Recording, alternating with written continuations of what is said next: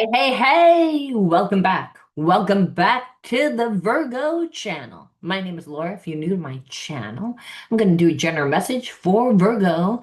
Just interpret the message as it best resonates with you. Never force anything, especially on this channel where I like to dive deep within the reading. So I do look at everything, but we take a lot more time to look at the spiritual blocks, the shadows, to see how they play it as karmic themes to help you understand why your person is doing what they're doing, why you're attracting that person into your life, and what you can do to shape shift the energy. Really important when you're dealing with a past life karmic mate, someone that's on a lower vibration, someone that's petty, someone that's toxic. Unfortunately, love, there is no ownership, there is no expectations. We don't know why we fall in love with who we fall in love with. We just know that the person feels like home. We recognize that deity part of themselves, and that deity part of self is God part of self.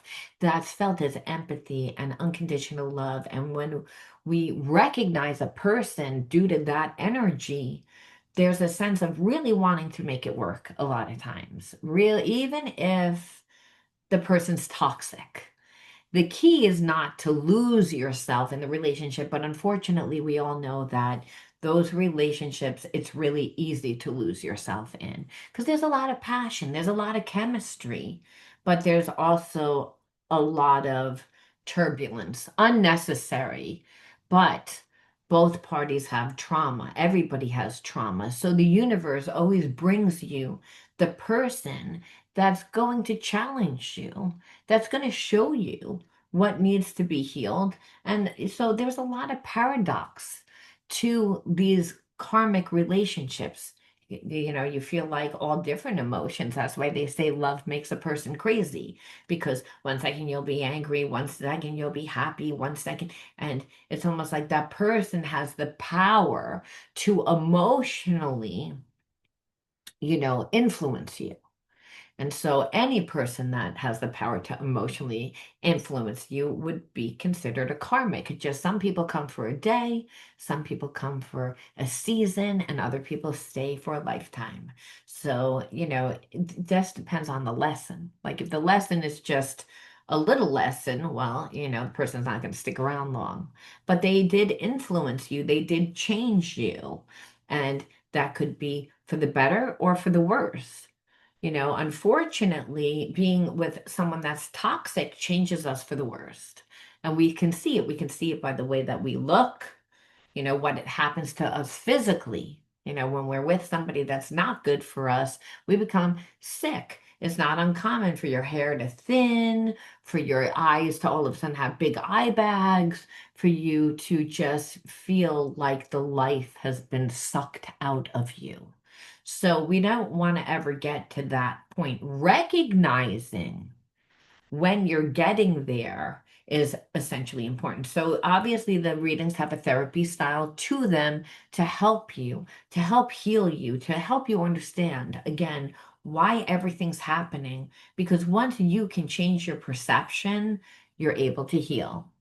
And that's really what healing is, seeing a different perception of who you are and your situation. All right.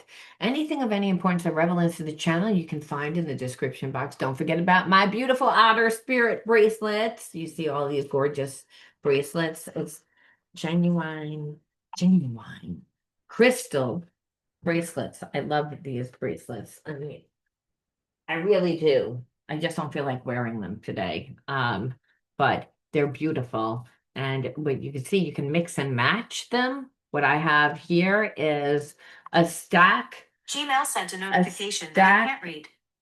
Sorry about that. A stack of, amethyst, you know, onyx, watermelon, tourmaline, black and white dragon agate, jasper. I mean, so I have the crown chakra, the third eye chakra, the heart, and a lot of the heart chakra. So I have the upper chakras, a little bit of, well, these two would be considered root chakra. So I don't have any solar plexus chakra crystals here, and I don't have any sacral chakra here, but what I have is all the others. So these would be the grounding stones. I'm going to get more protection and grounding stones, which people that have gone through trauma, they need to wear protection stones. They need because they need to ground. Is people that have gone through trauma, we stay up in our head. That's what happens. There's a sense of feeling safe, when you're detached and you're disassociated and you're in your head. However, you're not you're not in the present moment. You're not able to see the signs and the symbols that the universe is going to bring you to help you heal, to help you evolve or grow with whatever energy that you're putting time into, right? It's like, again, how does something get created? By you putting time, energy into it. But if you're in your head, disconnected and disassociated, well, then you're not pouring enough love, enough energy into what you're trying to manifest. And without love in a dream, it'll never come true. Jerry Garcia.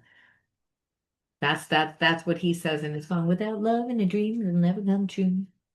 And that's the truth. Like you have to have a lot of love. And so that means that it doesn't need to be perfect. You just need to show up and give it 100%. And know that, everybody has their unique unfoldment process. Don't judge your process. A lot of times people get all anxiety and nervous and they don't know. I don't know how it's supposed to look. I don't know if it's not going to look good. I'm going to look stupid. So they don't start. So if you find yourself in a place that's like that, it means you're not grounded and you need, again, grounding stones to help you. Do I think that the crystal heals? No, but I mean, it does align with the energy. It will align your body to what the crystal does. However, every time you look at the crystal, the intention of, hey, I need to get back into my body is what'll happen. And like I said, and then that energy will help align your body to the earth. That's really when we have a root chakra imbalance, it means we're not in our body, we're not connected to the physical world. And then we're going to see that show up as physical issues because, it means that we don't really feel safe. And if you don't feel safe, you're in a place of fear, and that creates a very acidity constitution, which creates brain fog, which makes it really easy to detach and disassociate. See, again, everything happens in the spiritual realm long before it happens in the physical realm. We always have time to change what we know that we need to change. A lot of times we're too afraid to change, or we can overcompensate in changing, like overchange it, and it doesn't feel natural. So we don't and also we don't get good results when we overdo something or underdo something because we're reacting from a trauma. What works is only when we act from the moment, from the now. Only in the now do you get divine guidance through gut, intuition, inner knowing. So feeling safe and having a connection to the higher self, the God part of self, is essential to navigate your life successfully. Otherwise, we're coming more from a fear-based consciousness and we're saying, oh, there's not enough, we're not enough. We begin to focus on what's not enough. And listen, there's been many a times where I have not had any money, or again, the resources, but I've been able to birth something out of nothing. See, and that's the beauty. That's the beauty of being able to co-create with your creator. But you have to heal the effects of the trauma in order to do that. So let's see what the underlying energy is. Let's see how this is playing out in your relationship, what you need to do to change, because you can't change somebody. You have to change yourself. In changing yourself, you automatically change that person, though, and check out everything that is in my description box. Don't forget to check out my products, my books. I have a Healing the Effects of Psychic Trauma book. Half of it is my bio about my story. and the other half is all healing modalities. Why is a half? Because I wanted to wait till my husband died to write the other half. Because so much has transpired. I'm not the same person that I was when I began to write that book. That's why. And so there is a part two coming, and the Christian Metaphysical Healing Workbook, and that's how to embody the higher states of consciousness, of Christ consciousness. How can you put your armor on every day and be safe? Well, you have to know how to, apply those words to your life. And let me tell you something, it's not that easy to read, spiritual scripture. I mean, not for me. I have ADHD. I get caught up in everything else. I can't do it. It needs to be simplified. So if you're like me, you want to check out that book. And there's also some healing modalities in that book, how to make salves and skin creams and, herbal medicines, as well as certain recipes that are healing. So, I tried to mix it up. All right. And don't forget the coaching, $7.99. You can't beat it for group coaching. You get all the healing modalities to help you heal the effects of trauma, inner child healing, shadow healing, and reparenting. Healing is not a one and done, unfortunately. And a lot of times people do this with therapy. They do it in conjunction with therapy. Why? Because the therapist doesn't want to get caught up in the story of what happened a lot of times. They want you to figure out like why certain things are. Where when you join the coaching, you understand why things are the way that they are, which then allows the therapist to actually do what their specialty is, which is reprogram your mind to heal your mind. You know, everybody needs spiritual healing at some time in their life. Everybody.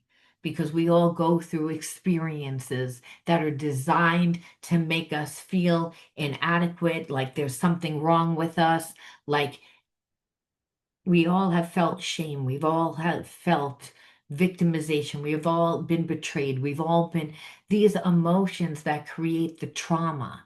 We don't want to get caught up in the story of the trauma. So, group shadow healing coaching really, I believe, is therapeutic because it's done in a group.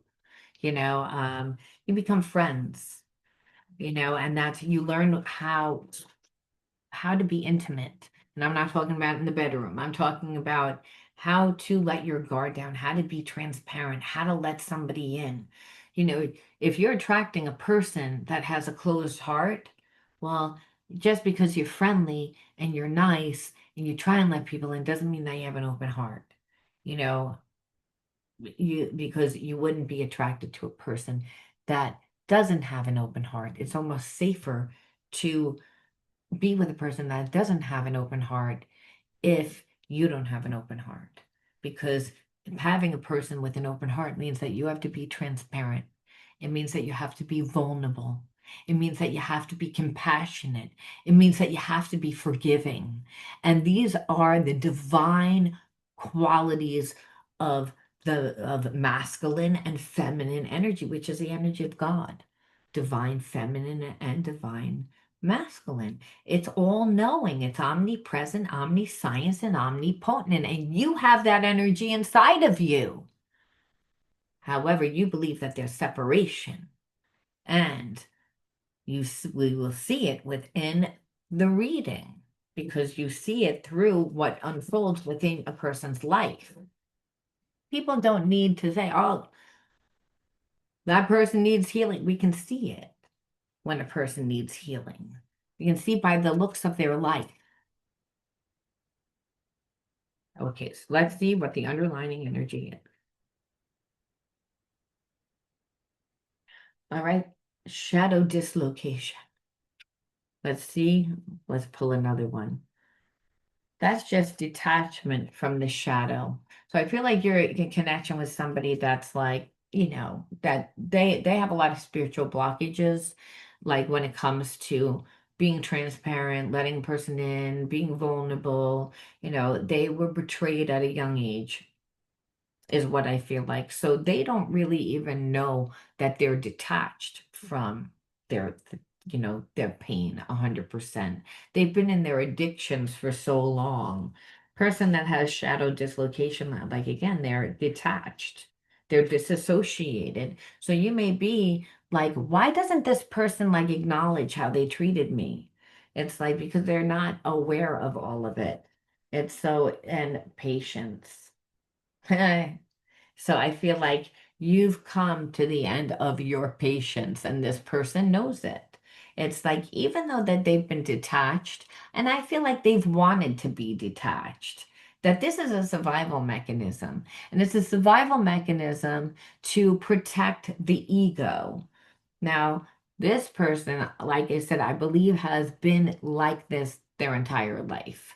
So they've always come from this level of consciousness, which is all about themselves.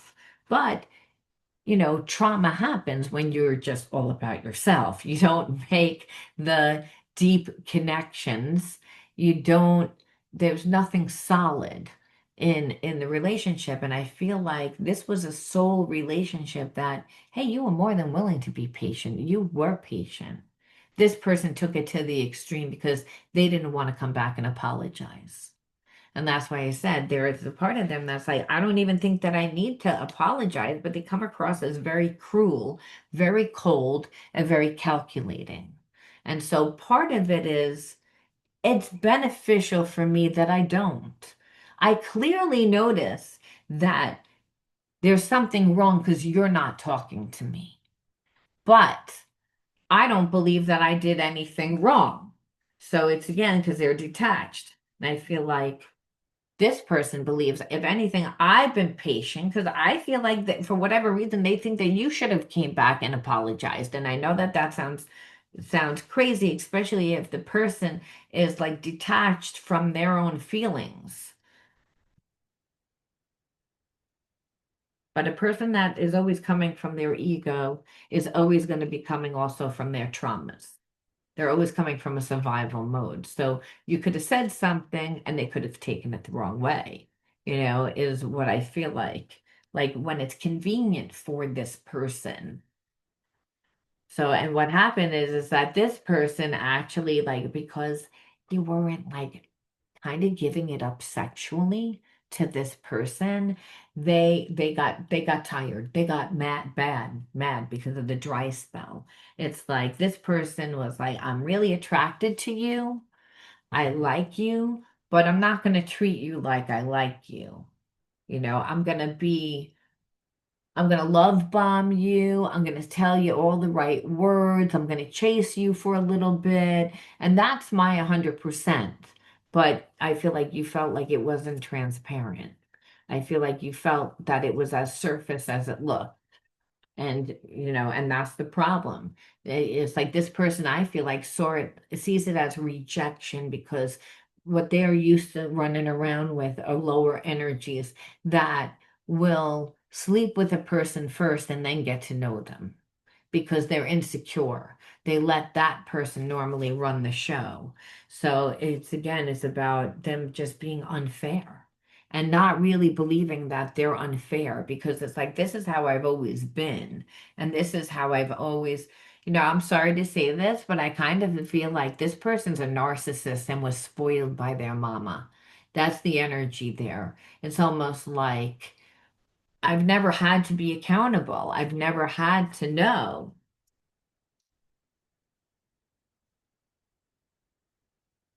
And so what happened is over time, like you grew a lot of resentment because you're like, first of all, I didn't do anything to you. You, again, like to have the relationship one-sided, where it's really unfair. And then you expect me to like just go along with it, and be dutiful to you, like, and then give too much to you and to whoever else you want me to give to. Like, I'm not allowed to have my own identity. And then no, because this person is selfish. But people that are selfish haven't cultivated enough of their own identity. Because when we're selfish, it means we're coming from a survival mind. We believe that there's not enough. We believe again that, we have to be that way. This is what this person was taught, and just taught because the parent never set boundaries. So again, like it's like you're supposed to be dutiful to them where you feel like they're always in search for somebody else or in search for the next thing. So again, because this person's selfish and they're not coming from their true sense of self, which is that higher self, the God part of self, it's like, well, I'm not fulfilled. I need you to be dutiful to me while I look for other people and possibly talk to other people, get entertained by other people, you know, obviously, or other things that don't include you, but you need to be right here and be waiting for me. And it didn't matter whether you were sad, didn't matter like what you were going through. It's like, and then when you didn't do it, and there was a lot of manipulation and gaslighting, like very dramatic, over the top behavior, trying to create drama for control. Like, oh, I'm like, I had to go visit my friend. I had to do this. I had to work. Oh, this person did this. They're always the victim, or they're always the martyr, or they're always the rescuer, but for everybody else. But for you, they're going to create over the top dramatic behavior like, how dare you? How dare you? You're so selfish. A lot of projection and trying to make it like you're wrong because you're asking for the bare minimum. Saw you as confrontational, like you're being confrontational, like you needed to say everything sugar coated. So after a while, you felt like you had to like walk on eggshells. And then if you're going to sugarcoat everything, then this person's not going to pretend that they didn't really understand because you weren't direct enough. So again, it's a lot of gaslighting, it's a lot of manipulation, and it's a lot of deceiving so that they can, do what they want, but you're going to stay dutiful to them. You're going to stay in unfair energy. And they're going to be selfish and always scheming, always plotting. That's plotting to get you to do what they want to do and then going out there and lying to other people because no one would be with a person like this. So they're saying that they're single, but the whole time they're pretending that they're in a relationship with you, living like a double life, scheming, trying to get over it, getting off on it, building their ego. This is what created this. And they got away with it because, hey, they were giving like the bare minimum and people were, accepting it, and then really this person just has a lot of like past barriers to like, they have a lot of blockages due to the past. So they don't really let people in. And that's the thing. This person, I feel like, was almost like the mother's husband, even though it was a child, that it was like this person was like, even if it was like a daughter, it was like that person wasn't allowed to have a childhood. That person wasn't allowed to find themselves. That person was the one that gave the mother comfort. So whether or not the mother was a single mother, or whether or not the mother was in a toxic relationship, like that child took the role of being like almost like the mother's caregiving, became the mother's mother.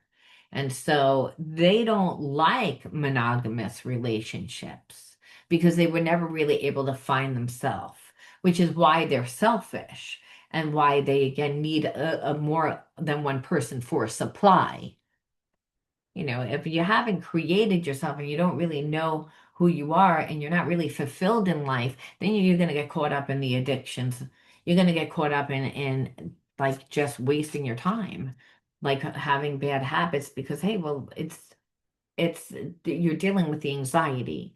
See, if we're not co-creating with our creator, becoming ourselves, then what happens is that we begin to look for that fulfillment outside of ourselves. Mastery comes in doing, so the more that we do, the better that we become. It becomes second nature, right? But with this person doesn't really put their energy into anything that's gonna stir up their soul. So there's a sense that they're like that they don't really know who they are. So like I said, this is why they're always scheming. It's like, and then why they've opted to live more from this lower energy because it's fulfilling. And being with people that, have clouded visions that may see the red flags, but again, they don't talk about them if they see them. So it's like this person thought that you were going to go along with that.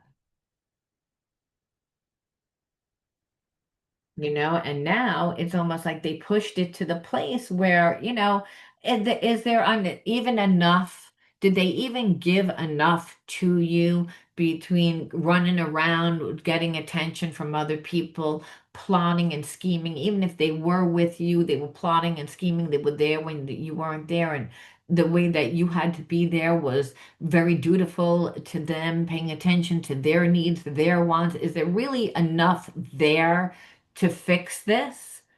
Is history enough? Do you even like the history, at this point? I mean, and because this is what I feel like this person is starting to feel, and it's where what you've come to the place of like through being by yourself and kind of being consumed in it for a long time. You're like, I don't want to be connected to someone that's like has a frozen heart and just wants to control me and thinks that I'm going to get swept away in a romance and it's really just a freaking fling. That's not what I want. I don't want that. So, understand like this person gave you time playing games, thinking that they were going to give you so little, didn't think that you were going to come to this realization that you were going to put time into yourself. They've never they've never dealt with that before. Again, they date people that will have sex with them first and then get to know them, and then this person doesn't stick around long enough to get to know them. So it became a power struggle with you. That's what it became, where it's family patterns. Like I said, this person grew up having to be a parent, having to be the nurturer. They weren't able to go out and discover themselves, be like childlike. When we go out into the world and we find what stirs up our soul, what we're interested in, what pulls to us, what calls to us, what stirs up our soul, what are we passionate about? It's like we're not putting the energy there. So if we're not, and we're living the family patterns of trauma, because that's really what this person does, it's like they stay in the energy of really betrayal. And that's where they're so afraid that someone's going to betray them because of what they saw that parent go through. And they were having to be the fixer, that they don't want to be anyone's fixer. They have like an issue with that. And so what they do is they continually take risks within the relationship. And then it's really because there's a feeling of lack. So this person might have money and they might have a job that they actually make good money from, but it's not fulfilling to them. It's like going off every day and doing the work and not being satisfied, is death. It's like you hate your job, but it's money. You don't feel fulfilled. It's actually keeps you in a place of disempowerment where the person just feels empty, and that's the issue. So this person like projected a lot of their wounds onto you. And I feel like, did they mean to? Well, it's again, yeah, kind of. It's like this person like only cared about the sex. And that's again that's they wanted to have a fling. They wanted it to be controlling. Hey, did that mean that they didn't want to be in your life? No, I feel like they wanted to come in and out of your life, weave in and out of your life. So you could be like an option. Again, that's really what it is. They wanted to kind of dominate where it wasn't going to respect your boundaries. Anytime that there was a problem, they'd withdraw and avoid. There was a lot of assumptions with them. They didn't care that they made you feel forgotten about when they would leave. Like I said, they would purposely make you feel ignored because no one wants to be in a relationship like this. And so what happened is you called their bluff finally because you got tired of the illusion. You're like, that's all that this is. It's a fucking illusion. It's like I'm not even in a relationship. What you're doing is you're trying to isolate me, and where this person acted like, well, you're very argumentative, where I don't really believe that you were argumentative. I feel like this person just didn't really want to be accountable for what they were doing. They wanted you to believe the lies and wanted you to wear a mask, like to pretend that you were in a relationship when you're not in a relationship, while meanwhile they're talking to other people and they're running around and you're supposed to be dutiful sitting there waiting for them in a one-sided relationship because this is what they're used to, because that's what they're used to dating, and that's what their family dynamic was growing up. So there's a part of this person that's always been selfish, always will be selfish, because they don't want to, this works for them. This works for them. But we'll look and we'll see, like from a spiritual perspective, what do they feel about you? It's like I want to know what they feel. And so what this is that this person has watched you change and grow so much, and they're trying to release attachments to identity so that they can change too. So you have influenced this person a lot. So I feel like they're stalking you. And they're stalking you because they're not happy. And they're not happy because karmic behaviors or people or situations are playing a role in what's happening to them right now. And it's hard for them to see a way out. So they're watching you and they're going through a karmic situation where it's triggering the karmic behaviorisms, and but it's also like it's because of whatever the karmic beam is. Ooh, too many fell out. And when I say normally I would take them all, but it was like 50. And that's because this deck is gigantic. Okay, let's see. Ugh, okay. All right. Much better, much better. All right. Okay. Well, this person's really conflicted, really, even whether they have what it takes to be your partner. And the reason why is because, again, karmic things are playing out within their life. And so they're stuck in this karmic loop. They feel controlled by people around them and they don't like it. It's pushing them to find their power again. So understand it's like this person is watching you. You called their bluff. You definitely influenced them because they never experienced this before. They never even thought that this was even a possibility. And it's not because of you, it's because again, they were in their ego. And so now those same people that blow smoke up this person's rear end and make them feel so superior and so good and so whatever. Well, guess what? This person's finally realizing, wait a minute, they are not, they don't allow me to do exactly what I want to do either. It's like they might have pretended, but it's like they're controlling this person. And they would only be controlling this person if they were in their karmic behaviorisms. And their karmic behaviorisms could be drinking, drugging, running around with other people, just like, again, that. We project our patterns onto each other, and this makes it difficult to see what is real and what is fear-based thinking. So this person, you trigger them. I feel like you demasculated this person because you're like, I'm not going to fight for you. Yeah, you have all these people running after you, but they're not good choices. You thought you had all these great options, and you don't have good options. And guess what? I'm not your option. And that's why this person is like, they're shocked because, and they know they don't have what it takes to be with you. because you love yourself too much. This person doesn't love themselves. So again, they're being controlled. And it could be, again, family, it could be a past life karmic, it could be work. For everybody, it's something different. But understand when a person isn't living their own life, how do they deal with life? Through their addictions. Because life is what you go off to a job that you don't like every day, and then like you're being controlled by people that so you don't have freedom. What kind of life is that?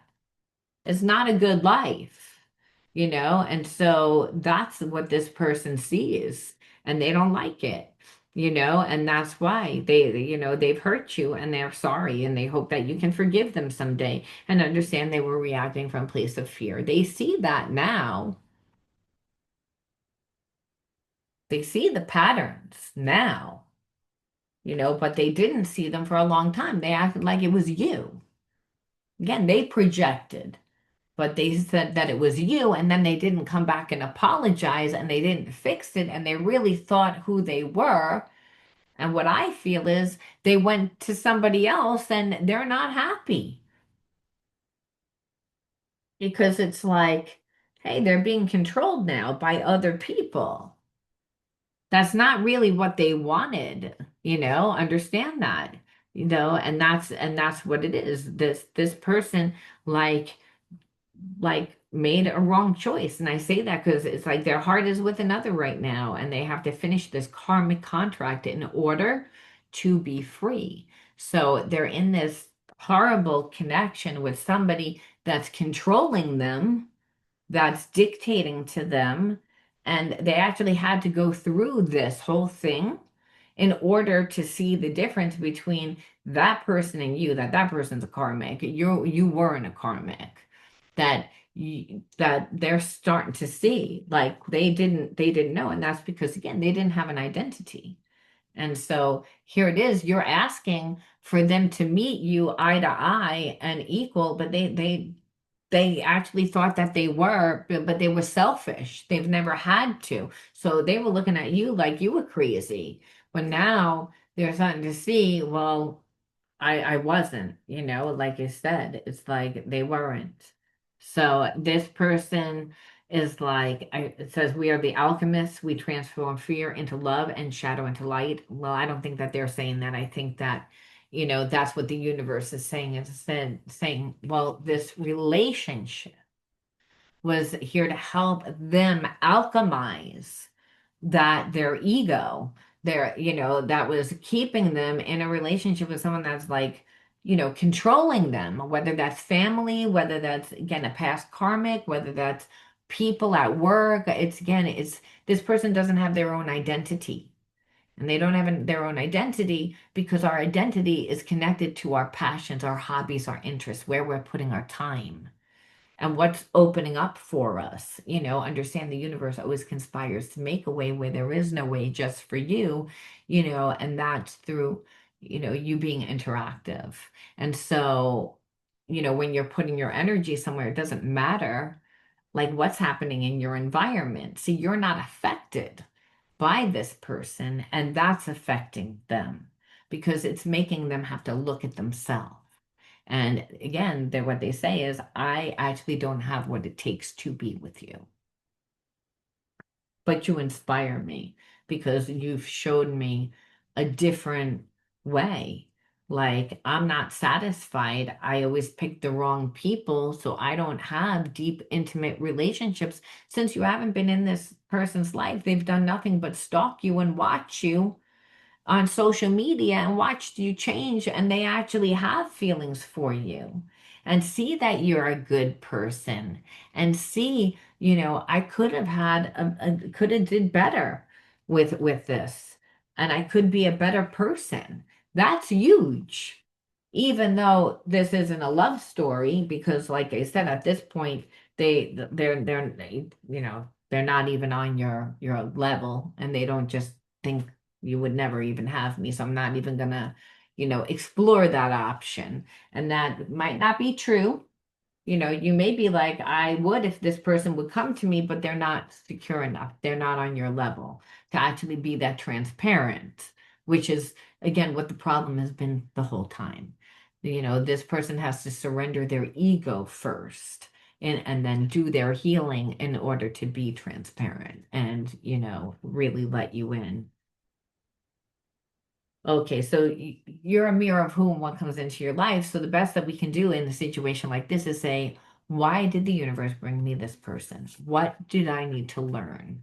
And how am I supposed to transmute the negative energy? So we pull six,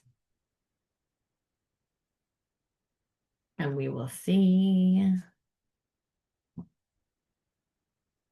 All right. So we see rage, and we see imagination.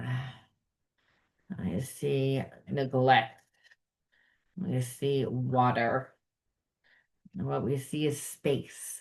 So listen, you're a mirror of who and what comes into your life. Rage, having a parent that's extremely angry, like, is scary for a child. It makes us detach and disassociate. We want to be invisible. We want to hide. We want to, and that's this energy. And understand, if a parent's always angry because life isn't working, or they're in a toxic relationship, or they're dealing with whatever they had to deal with, it's not a blame game. We just want to know where the trauma came from, because we have to, again, integrate it. So again, this anger, like, I don't want to deal with ask my parent because they're already stressed enough. The one parent, and the other parent, like, it's a ticking time bomb. So, you know, it was easier to be invisible. And so that affected your second chakra, which is the water element. It's the emotional center, it's your passion center, it's the birthing center, it's your identity center, right? It's how we perceive that who we are. It's how we can go with the flow of life. We can go with the flow of life when we're in the passion for life and we are, again, creating. That's what opens up your third eye. So you've always been able to, again, like, you've always had a very rich internal life where you've been able to utilize your imagination, whether you wanted to or not. And it's just because, hey, you detached and disassociated, from a very rageful parent. You can't run away. You have to kind of, like, depend on that rageful person for still your food and your survival. You're living in their home. So understand, like I said, we become invisible. And so, what we see here is, look, space. Like, it means that you weren't creating during that time. That's not what was happening. What was happening was you were detached, you were disassociated. And I feel like, even though, were neglected, because you were in your mind, in your imagination, you were kind of living from that frame. So, like, there was a sense of being optimistic, even though what was happening was not, something that you should be optimistic about. But you were able to do that because, again, you were in this energy. And that's because, like I said, if you became invisible and didn't bother them with asking, hey, can you take me here? Can you take me there? I need this, I need that. You then, there's no yelling, there's no screaming, you don't create any turbulence, so you become invisible. You become invisible because, again, what controls and dictates what you do is not you. You're not coming from your true self, your higher self. You're coming from a survival mode where you're like, I can't trust this parent. I don't know whether they're going to get mad, I'm going to set them off, whether they're going to take it out on my parent, whether or not, it's going to create more problems on an already stressed home. And children are sensitive. So they, again, don't want to be yelled at. They don't want to not feel safe. And so if being invisible made you be a good girl or a good boy, then that's the role that you took. And that's what Spirit says. So you didn't really create yourself in childhood, understand that. That's not what happened. You weren't able to create yourself. What happened was, again, you gained deep wisdom from the situation, and that you became very strong, like because you overcame a lot, and so you had to learn how to flow with grace regardless of what was happening in your environment, you know. So the spirit's saying it's like you're strong and you had to go with the flow of what was ever, but you never knew or about your potential.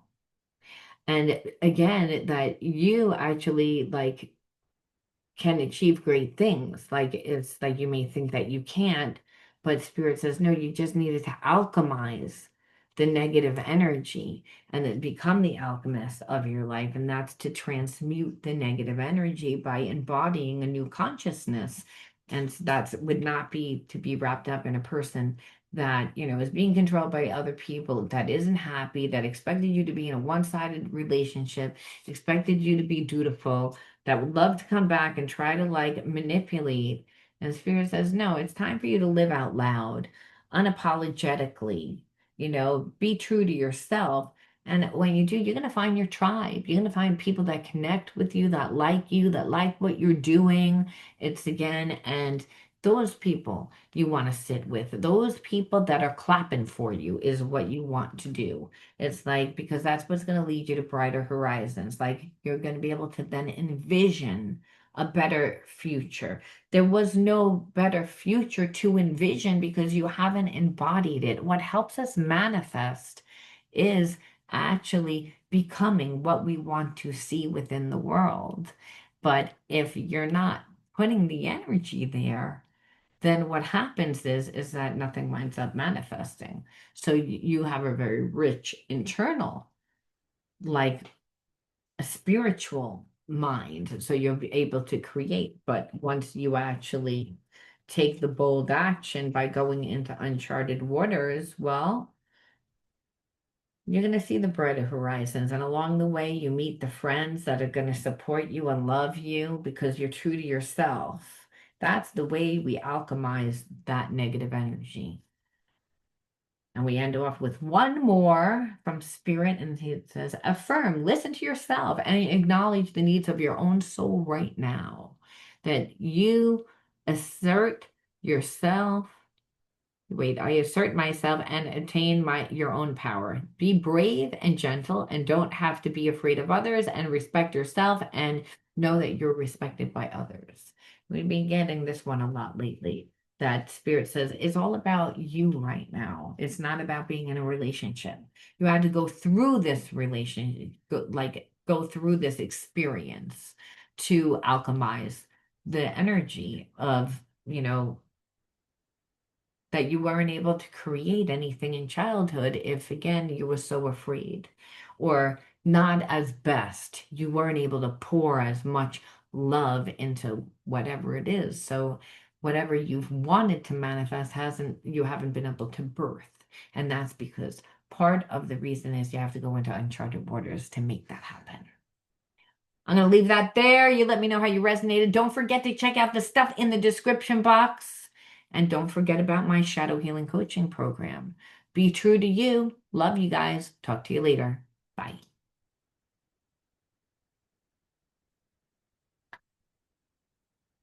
That thing, I just lost it. Bye. Really mean bye now.